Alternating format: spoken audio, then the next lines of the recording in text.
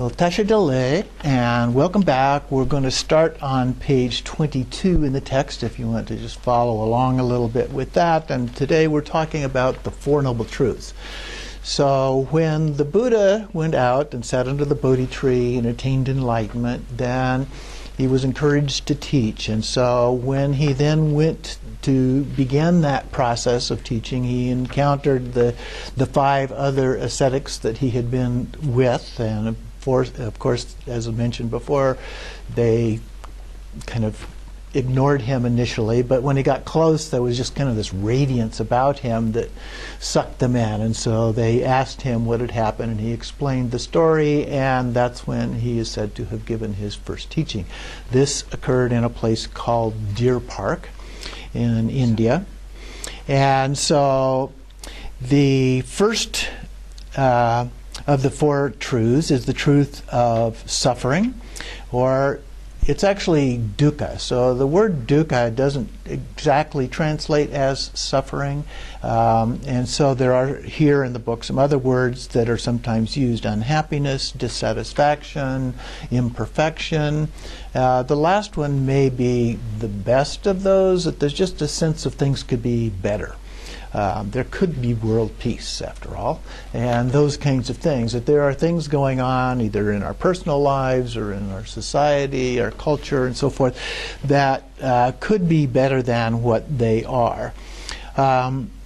And there's lots of things that go on in our lives, whether we get sick or a loss of a loved one or something like that. The needs that we have for food, clothing, and shelter. We have a lot of homeless people in our culture, and so that is something for which they are suffering on a fairly regular basis a lot of times. But things like rain, a lot of us appreciate the rain. It helps us here in the desert and so forth. The farmer likes them. It helps with the crops. But if you're going out for a picnic, maybe the rain isn't such a good thing. So we perceive it differently depending on the particular context that we are in. Or maybe we have a hangover from having too much fun. So there are all kinds of ways in which this can affect us in our daily lives. The idea of dukkha comes from the Vedas, so it's a very ancient kind of idea. And in the Vedas it talks about trying to overcome that, doing away with it in some way or other.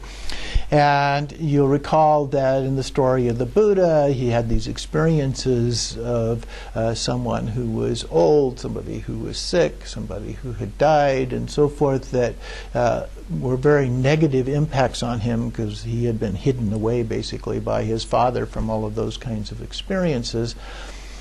But then he also saw a mendicant, a yogi, who was out there who had this just radiant peace about him, and he says, that's what I want. And I want to understand what is going on, these negative kinds of experiences that people have in their lives, and how do you get from there to there? And so that's what he set out to do as a part of that. Well, in the process of his enlightenment, sitting under the Bodhi tree, he arrived at the conclusions of these Four Noble Truths, they're called.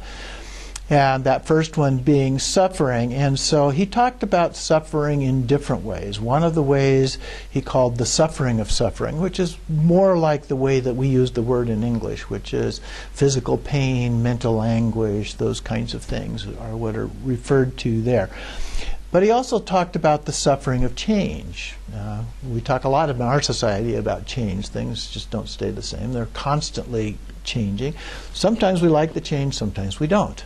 And so the suffering of change is when we don't like that change, or when we want change that doesn't happen, and so forth. So those kind of things can create uncomfortable experiences in our lives. And the last one is the most broad, called all-pervasive suffering, which is that kind of generic feeling of things could be better in this culture, in this society, this life, whatever it happens to be. So then he talked about these in a way where one of the sources of these have to do with these different emotional afflictions that we have. And so you talked about, for example, desire, wanting things. When I was a kid around Christmas time, and we would get the Sears catalog, and my mother would say, want, want, want. All you do is want, because I'd look through the catalog. Oh, I want this, I want that. Kinds of things, all the toys and so forth.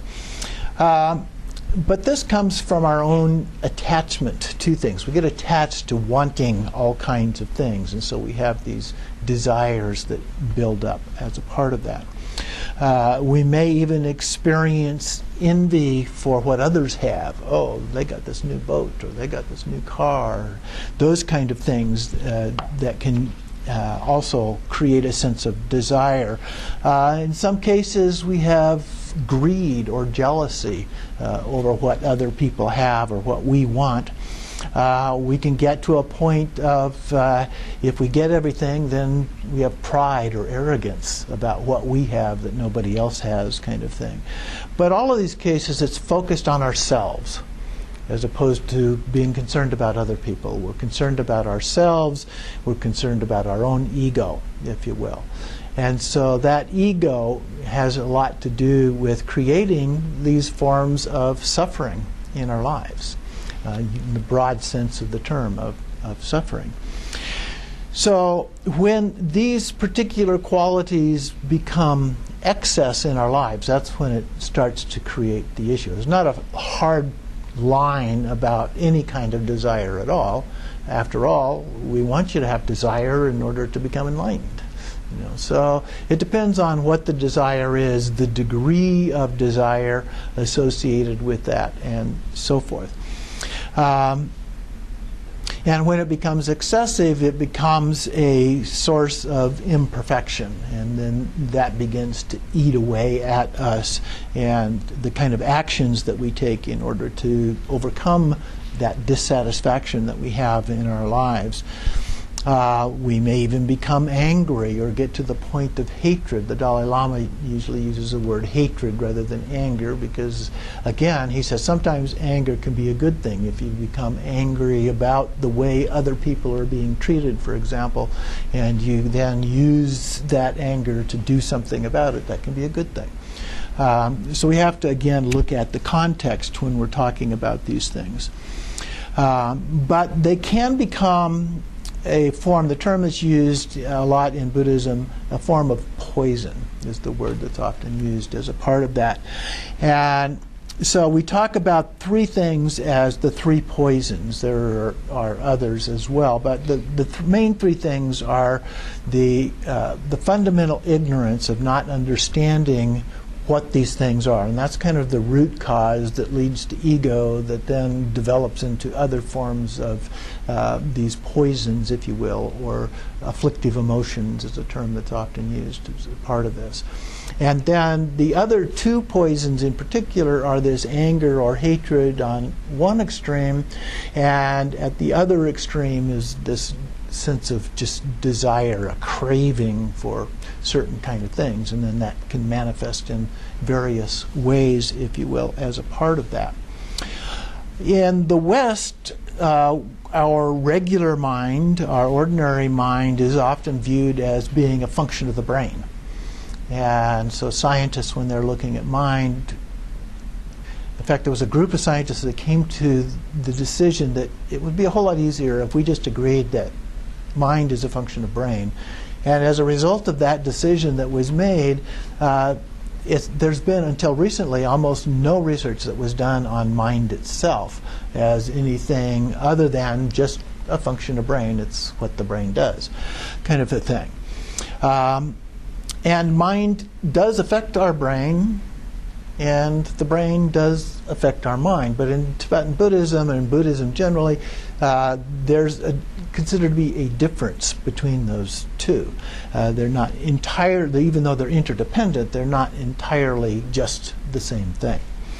And we know that our brain has developed in three different phases, basically. So there's our primitive or reptilian brain is the first form of the brain, and it's basically what we call the brain stem.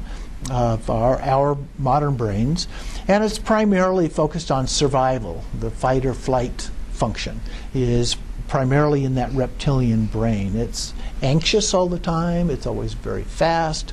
It is a key factor in developing what we call in meditation a monkey mind, always wanting to do something, because it's always looking, is there danger out there?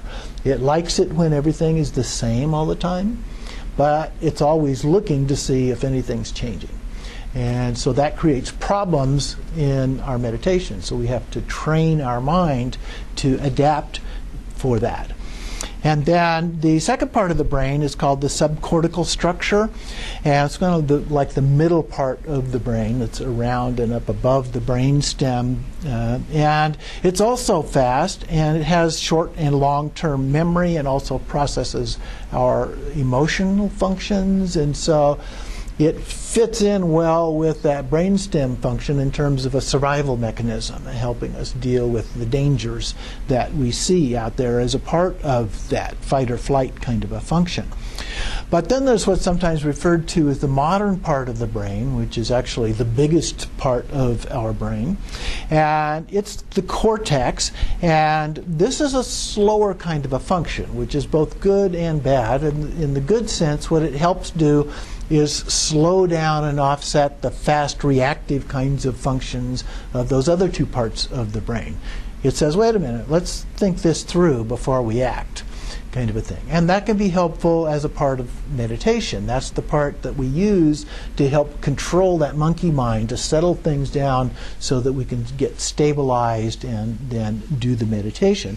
As well as one of the key psychological functions of what we talk about and train our minds to do in Buddhism is to create a gap between stimulus and response.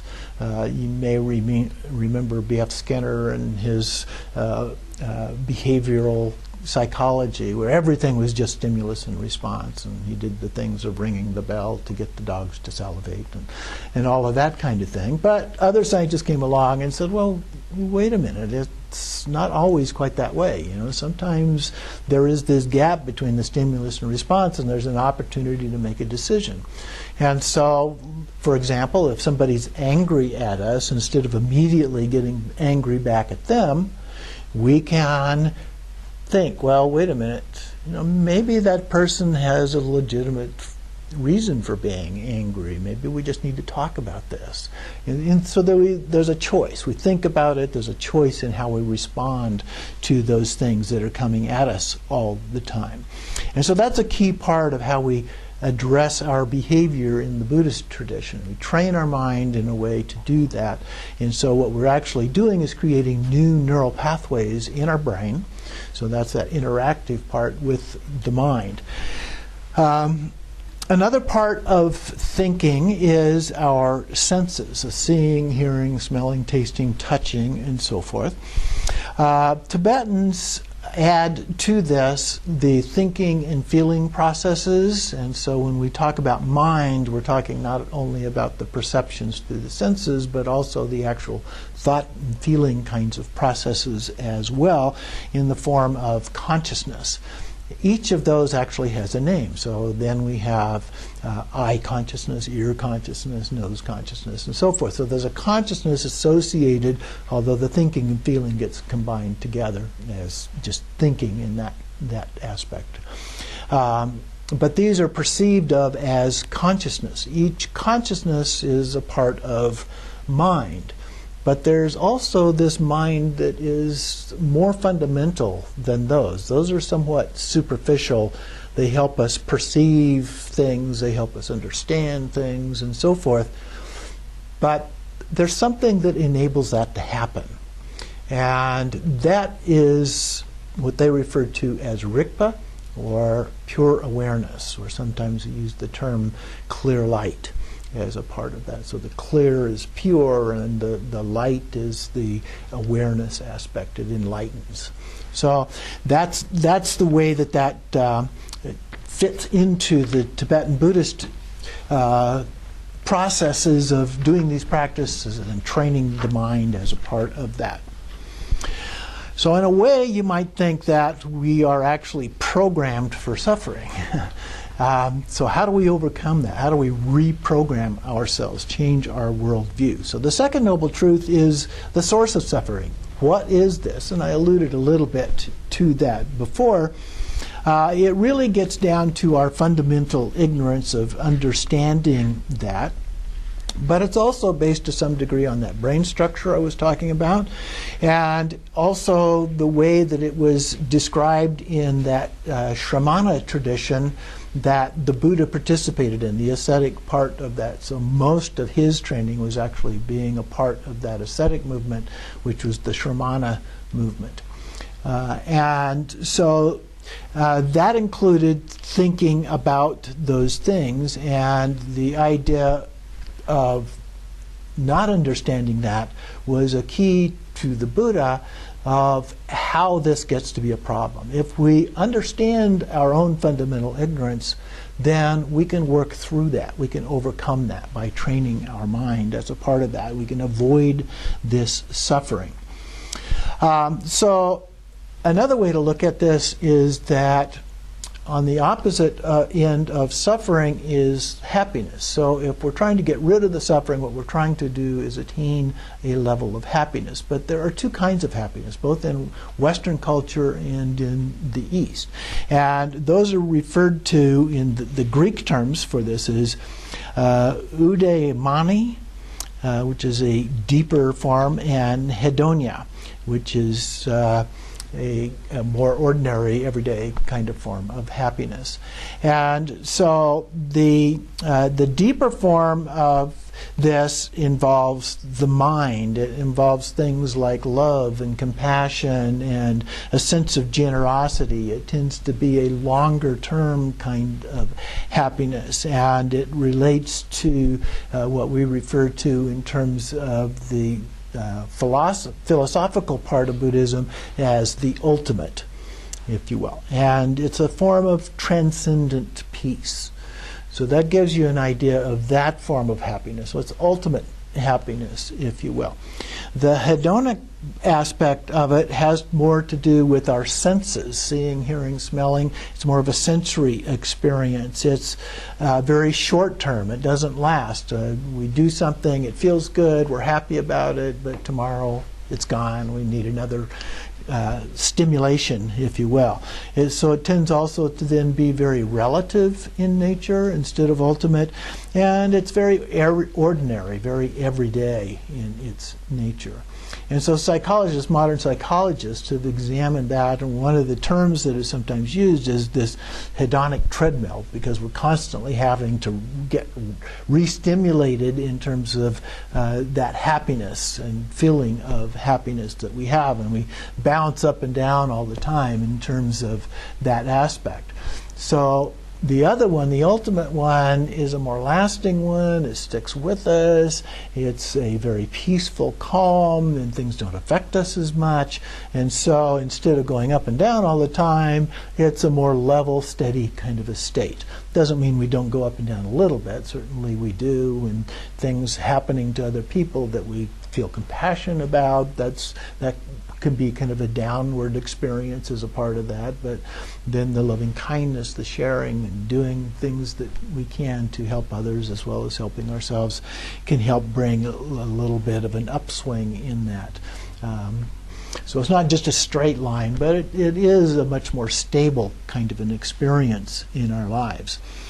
So the Buddha talked about this sense of self or ego that leads to desire and attachment, or anger and aversion. But he talked about this inherent existence, or something that's really permanent. And so the brain feeds into this by constructing different boundaries that tend to differentiate between different things. It's a part of what our brain does, is it creates storage places and pockets and structure for things to help understand things. So if it encounters something new, one of the first things it does is it starts looking for examples of that. Am I familiar with this? Or maybe I'm a little bit familiar with this. What can I relate this to in my past experience, in my memory, that can help me understand what's going on here? And so we wind up with a sense of self and other as a part of that. And this actually happens with babies when they're born. And if you have kids, then you probably experience this. When they're first born, psychologists tell us they have an experience they call oceanic.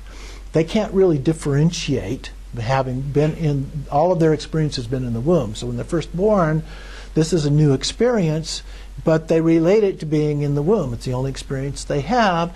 And so there's no difference between self and other at that point. But over the early part of their development, they began to, through the senses, develop an experience that, well, you know, I'm a little bit different. My body and my experience is a little bit different than these other things. So we develop a sense of self and other and the difference between those two.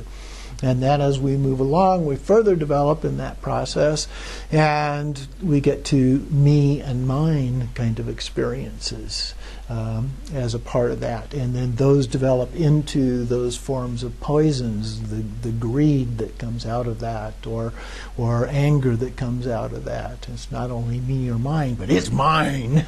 And so we begin to see those kinds of things develop in the process of growing up, basically. In our culture, we tend to believe that consumerism, not everybody, but a lot of people believe that consumerism is the answer, you know. So he who dies with the most toys wins. You see bumper stickers like that and so forth. Or in the movie Wall Street, Mr. Gecko says greed is good. And there's certainly a strong element of that in our culture as a part of that. And to some extent, the wealthy can actually use their wealth to hide behind. They can overcome or at least hide some of the problems that they have in their lives through that wealth. But that actually exacerbates those problems. And so eventually that comes back to bite them in some way as a part of having done those kind of things. So it does create certain problems, and we just dig in deeper and deeper, and we have a financial meltdown, or we have other kinds of issues that come up in our lives. So this helps facilitate that sense of imperfection that I was talking about, that things are just not the way that they could be as a part of that. If we focus on ourselves, then that tends to help facilitate those kinds of thought processes. But if through our development we begin to go to a broader kind of a picture, and this happens psychologically in the beginning, it's all focused on me. But as we develop and grow, we begin to expand that to other small groups of people. Initially, it might be family, for example, or in older cultures in particular, it could be the tribe. But in our culture, it can be our peer group, something like that, or we grow up and we think about it as our state, our city, our state, our country. So it tends to grow as we go through that kind of a process. But there's a third level, so having gone from me to we, there's a third level that only a very small percent of the people, the studies that have been done say about 7% of people actually achieve this higher level state, which is a focus on you, focusing on other people, not ourselves. So we're actually willing to make sacrifices for ourselves in order to help benefit other people. At the early stages of that, it's finding ways of just helping, contributing to other people. It might be donations, it might be volunteer work, it might be just helping a neighbor or something like that, and giving up something that you not like to do or normally would do in order to help somebody else at that time. But it can get to the point of even being willing to give up your life. And we hear stories in Buddhism of people being willing to give up their lives in order to help people, although they normally recommend that you not jump right into that in the beginning. But you attain a very high level of accomplishment before you're willing to do those kinds of things as a part of that. So that's that's kind of the stages of growth that we're looking at going through as a part of this. When we look at this idea of the source of suffering, we're trying to find ways to work out of that. And so the Buddha said, we can do that. There is the third noble truth, which is the truth of cessation. So it is possible, and that was again part of the Vedic view, that you can get out of this, but it was usually limited to just to the highest caste within that. And so the people who were the Brahmin caste, the priestly caste, if you will, of that, were the ones that were able to do that. The other people at the lower levels of the caste system were not able to do that. But that was one of the things the Buddha rejected, was the caste system. He said anybody can attain that. In fact, he was not at the highest caste. He was at the second level, the warrior caste, as a prince, if you will. That was part of the warrior caste. So he wasn't at the highest caste, but he did it. And so he says, if I can do it, people at any level can do that. Even though most of his students actually over time came from the Brahmin caste, there were people that came from all of those others as well. So he said that it felt good. He felt good during his meditative experiences, those early ones when he went out to find someone to teach him to attain enlightenment, this overcoming this experience of the suffering, if you will. But that when he was done with his meditation, it just kind of went away. And so he was dissatisfied with that. So he went from his first teacher to his second teacher, and then out with the extreme of the ascetic tradition to try and find a different way.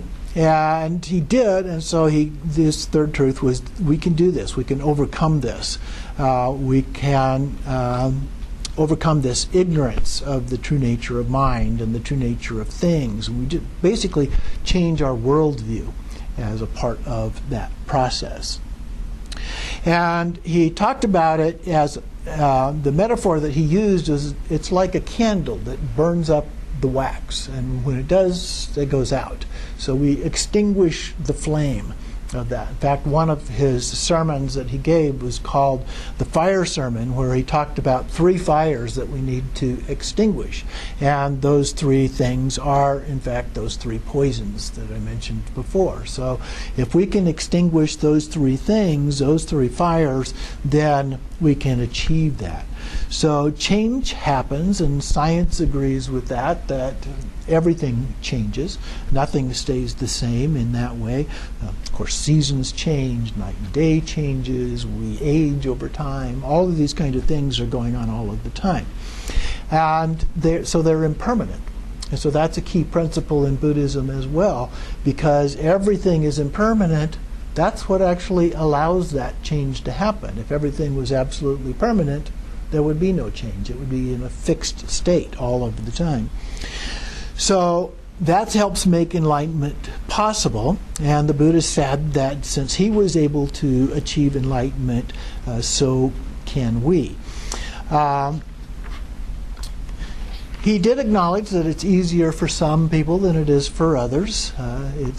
It's not the same. We all have different abilities to do these things. We have different things going on in our lives. It can be more difficult for some people because of lifestyle kinds of issues than it is for others.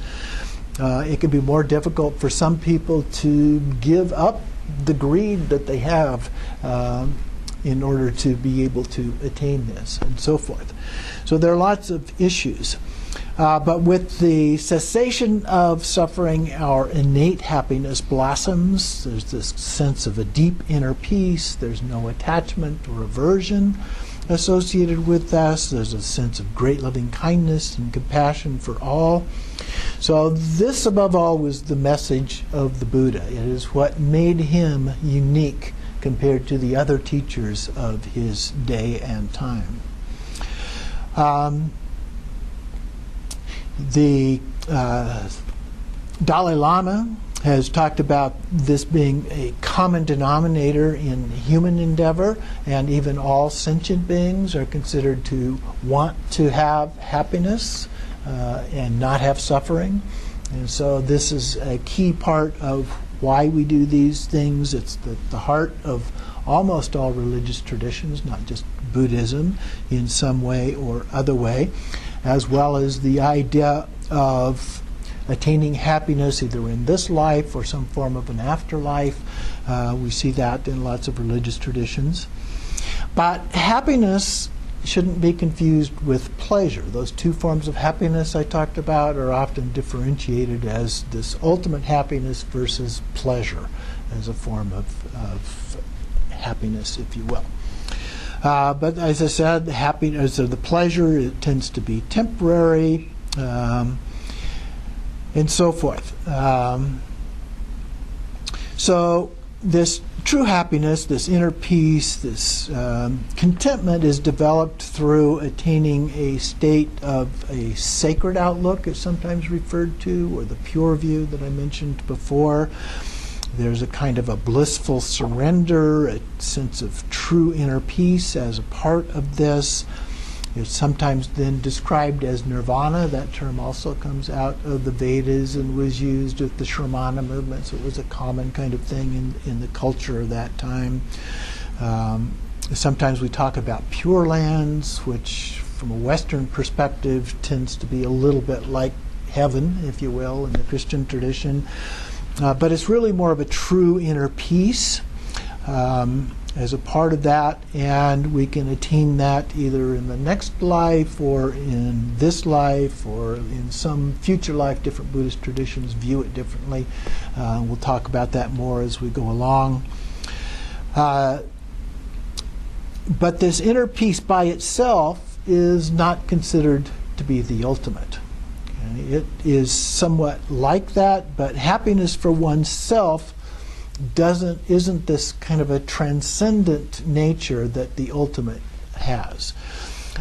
So we need to transcend that. We need to look at benefiting others, this level of development that I was talking about. This ultimate happiness is an altruistic intention to benefit others as well. It doesn't mean we completely ignore ourselves, because we have to address some of the things for ourselves in order to be in a position, a state in which we can actually then benefit others. We're all interdependent, interconnected, interrelated, sometimes directly, sometimes indirectly, but we're all connected with each other.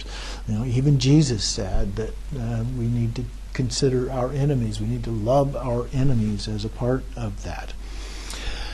So we have kind of a common good, if you will, is a term we often use in the West. And there's over 7 billion human beings now on the planet. So sometimes you say, well, what can I do for 7 billion people? And that doesn't even take into account all the other life forms that are on the planet that are considered to be sentient beings.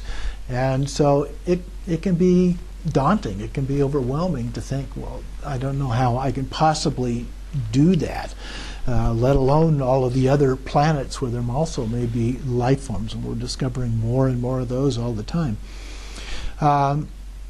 But we've also found through research in psychology that if we do something that helps some other person, just one other person, that tends to spread out to other people.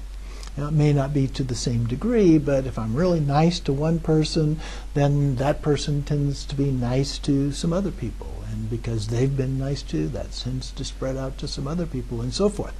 So we can have a much greater impact than we recognize in the beginning through this interconnectedness of everybody. So if we treat people well and so forth, then we can have a very beneficial effect. Gandhi said, we must be the change we seek in the world. And so that applies here as well.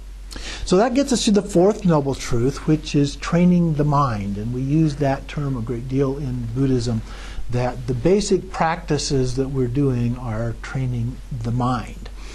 And so in the part of that, we're changing our worldview. We're trying to change that to this pure view that I mentioned before, or sacred outlook. And so the fourth noble truth, the training the mind, the Buddha taught as the path, and he called it the Noble Eightfold Path.